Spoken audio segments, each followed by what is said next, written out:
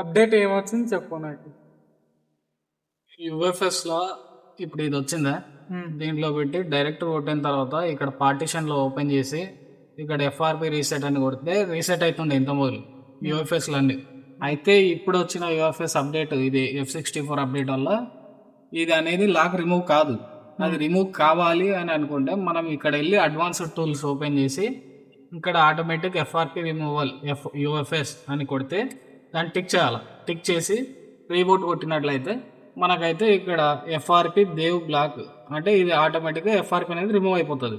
మనకు ఒకవేళ automatic boot అయిన వెంటనే ఇక్కడ మీరు చూసుకోవచ్చు automatic FRP check FRP partition backup saved partition FRP format successful. FRP అనేది మనకు సక్సెస్ఫుల్గా క్లియర్ అయిపోతుంది.